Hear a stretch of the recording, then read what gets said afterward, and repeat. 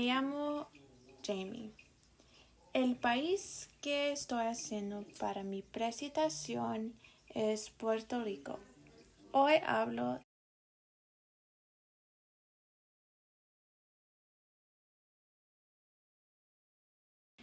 Hola, me llamo Jamie. El país que estoy haciendo para mi presentación es Puerto Rico. Hoy hablo de las tres P's. Puerto Rico tiene muchas comidas deliciosas. Estos son los platos más populares que encontrará en Puerto Rico. Estos son empanadillas, rellenos de papa, mofongo, spit roast pork y tostones. Los productos para la comida de Puerto Rico es tostones, yuca, corn, black beans, and spit roast pork. Para las prácticas, tostones, yuca, corn, and black beans originated with Taino Indians, and they also invented barbacoa. But Puerto Ricans are famous for frying these foods. And for spit roast pork, para las prácticas, it is a whole pig, as you saw in the picture before, and it is usually served during the holidays, which is mainly meant for Christmas time. And para las perspectivas, tostones, yuca, corn, and black beans are main dishes eaten in Puerto Rico. So when you go to Puerto Rico, it is very common for you to expect these specific food items to be on your plate. And for spit roast pork, perspectivas, it's not common to see a whole big pig being eaten. In other countries, that can be looked at as weird, or people can be very judgmental about it, but it is common here in Puerto Rico. En Puerto Rico celebran fiestas de la calle.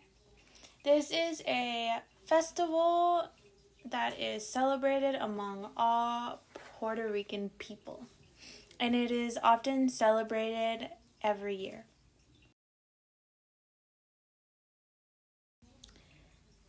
Los productos son baile, música, y instrumentos.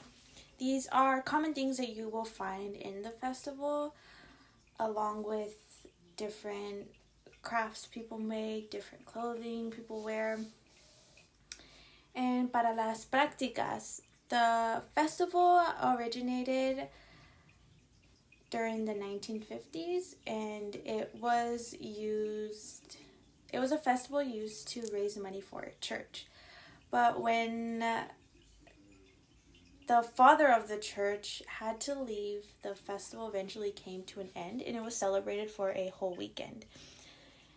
Another practica is it shows the importance of artisans, basically people who do craft and make different things. They want to show their creativity through the festival, hence that's why in the picture you can see a lot of like masks, and these are heads that people make. And for perspectivas, like I said, the festival was eventually brought back to keep that tradition alive of, the whole point of its importance. So now it's a very common thing once a year. It's celebrated amongst everyone, and it is a very popular celebration that Puerto Ricans celebrate in their country. Next, we have la ropa. So these are very traditional items of clothing. I couldn't really find a lot of other traditional forms of clothing, but at the top we have in the left-hand corner with the male, that is called a jiwaro. It's traditional like farmer.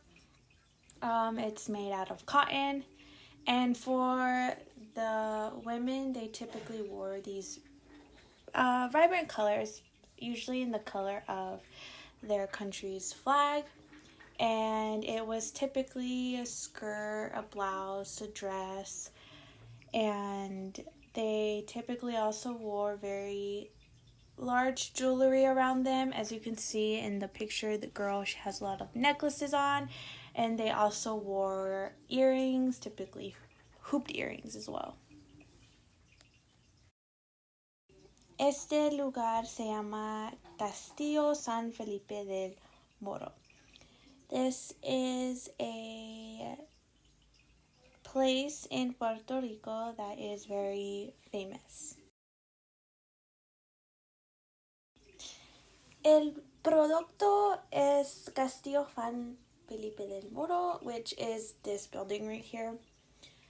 And para las prácticas, it is a famous tourist attraction that many people visit when they travel to Puerto Rico.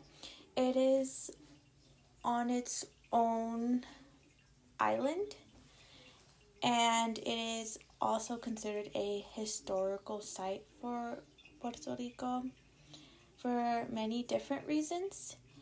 And it links to how this building was specifically made to protect them during a certain time. For las perspectivas, the reasoning behind this building was built is it was used for defense against French privateers, and it's actually survived several attacks from foreign powers. So this building is pretty important to the history of Puerto Rico. It has a lot of meaning behind it, and it is definitely something that people should travel to and see when they visit Puerto Rico if you really want to get the full meaning behind the country and experience everything. Here I have a few fun facts about Puerto Rico.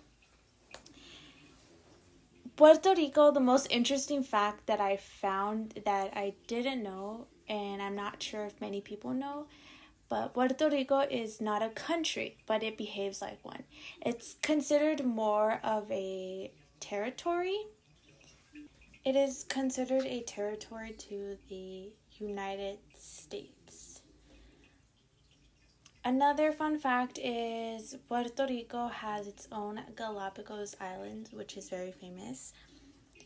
And two of the oldest churches in the Americas are actually located in Old San Juan, which is also where Castillo San Felipe del Moro is located in San Juan as well. If most of the people in the world one day move to the United States, this will give you an approximate idea of how densely populated Puerto Rico is, of the problems created when 2.5 million people must live crowded on an island only 100 miles long and 35 miles wide. Puerto Rico, lying 1,000 miles from the mainland, is part of the Greater Antilles, along with Hispaniola, Cuba, and Jamaica. This chain of islands encircles the warm Caribbean. The islands are the crests of ancient mountain ranges that descend over 5 miles to the bottom of the sea. Puerto Rico, which means rich port, was discovered by Christopher Columbus, who claimed it for Spain in 1493. Much of the feeling of old Spain remains, of a long-lived colonial empire whose wealth came not from gold and silver, but from the vast fields of sugarcane.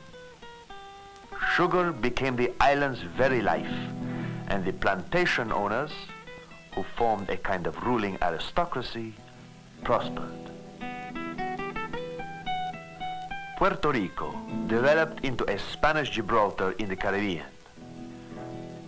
The guns of the fortress El Morro protected the colony from English and French buccaneers until the Spanish-American War in 1898, when the United States fleet landed troops and Spain was at last forced to give up her 400-year hold on the island.